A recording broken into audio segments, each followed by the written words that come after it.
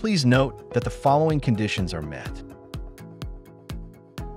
Before installation, ensure the foundation is solid, fire-resistant, and supports at least 15 tons. The container must be at least 3.5 meters away from the wall in the front, 1 meter at the rear, 1.5 meters at the top, 0.6 meters on the left side, and 1 meter on the right side. Use a 20-ton or larger crane to lift the battery cabinet smoothly. Attach the lifting ropes to all 4 top lifting points. Each rope should be longer than 3,860 millimeters, with a lifting angle no less than 60 degrees.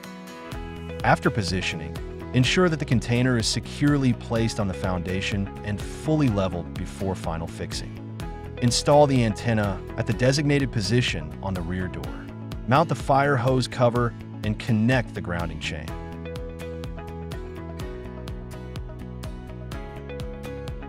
Install the MSD on the battery pack, tightening securely.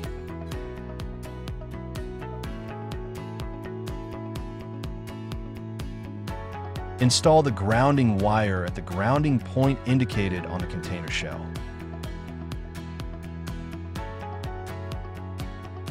Prepare standard AC cables. Insert the cables and connect them to PE, L1, L2, L3, and N terminals in order. Connect a Cat5 or higher network cable to the LAN 1 port and the other end to the router.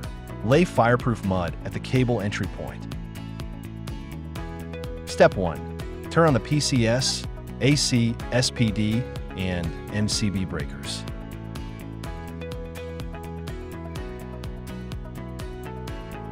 Step 2. Start the UPS by pressing and holding the power button until the display lights up and display shows outputs 220V. Step 3. Connect the battery inside fire control system box to ensure normal operation. Step 4. Turn the rotary switch to the on position to turn on the high voltage box. When the indicator light turns solid green, the system is operating normally.